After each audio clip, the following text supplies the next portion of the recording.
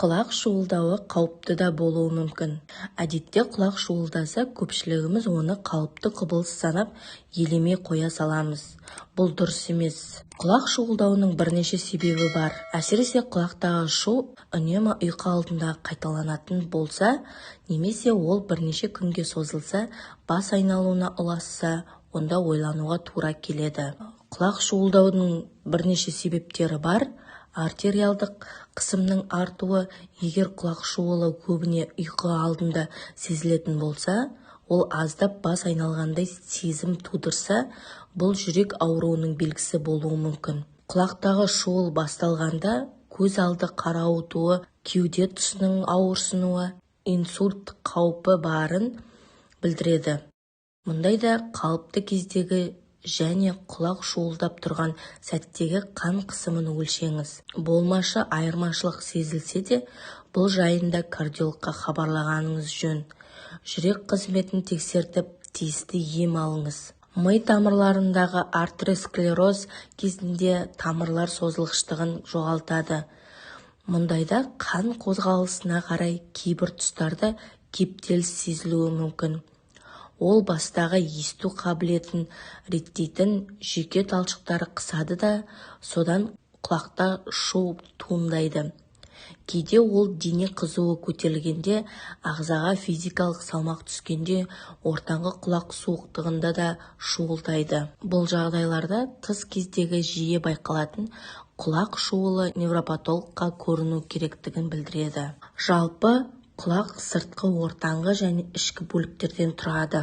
Құлақтың құрылымына құлақ қалқаны, құлақтың шеміршек үсті қабаты, сыртқы және ішкі есту жолдары, барабан пердесі жатады. Статистикалық мәліметтерге назар салсақ, көбіне еңбекке қабілетті адамдар құлақ ауруларымен жиі ауырады екен.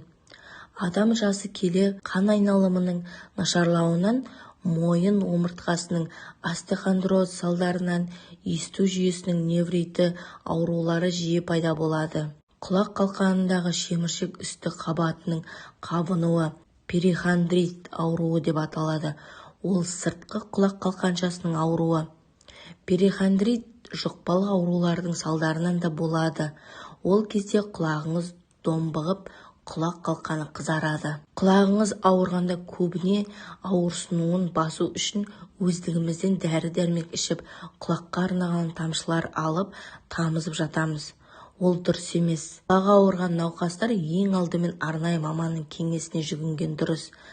Науқас уақытылы кеңес алса, оны жазып шығу дәрігерде де науқасқа да жеңіл болады. Егер уақыт созып дұрыс емделмеген болса, оның асқынулары өте көп. Негізінен құлақ ауыратын адамдардың тыныс алу жолдарында тексеру керек.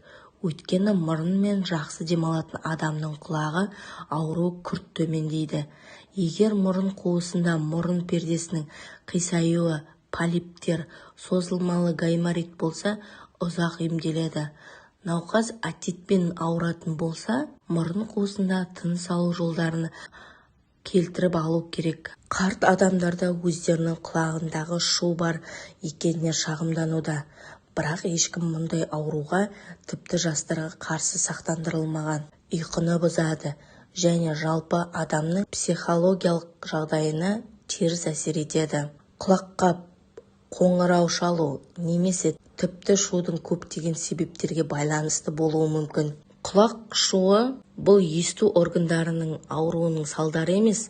Мұның себебі атеросклероз, эндокриндік жүйенің мәселелері, гипертензия, вегетативтік тамырлы дистония, диабет, ми ісігі.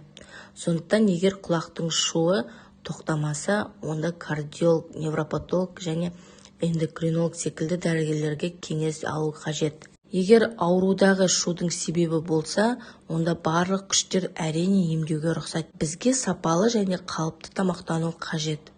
Өзіңізді тұзбен шектесеңіз жақсы. Бұл өнім сұйықтықты ағзаға қалдырады. Сондықтан артық сұйықтық кейде есту органдарына басылады. Кофеиннің артық тұтылуын болдырмаңыз. Бұл зат құлақтарда пайда болатын қоңырауды қатты күшейтеді. Жаман әдеттерден бас тарту керек. Аспиринді де қабылдау керек. Осы препараттың үлкен дозалары құлақтардағы шудың тек қана өсуіне әкеледі.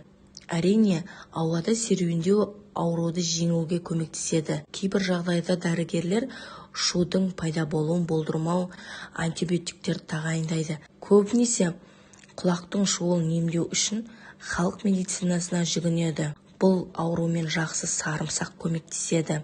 Одан сіз тұнбаны жасауыңыз керек. Сарымсақтың шамамен 300 грамм алқабы 0,5 литр спиртпен құйылады. Бұл инфузия 3 аптаға қараңғы және салқын жерде сақталады. Препаратты қабылдаңыз, инфузияның 20 тамшысына сүт бөтелкесін қосыңыз. Құлаққа шуылдың керемет құралы массаж. Күн сайын құлақшаны 5 минутқа шайқау керек. Оны оятудан кейін бірден таңертең ерте жасалуы керек. Міне достар, сіздерге кеңестерді айттық. Келесі видеода кездескенше сау болыңыздар.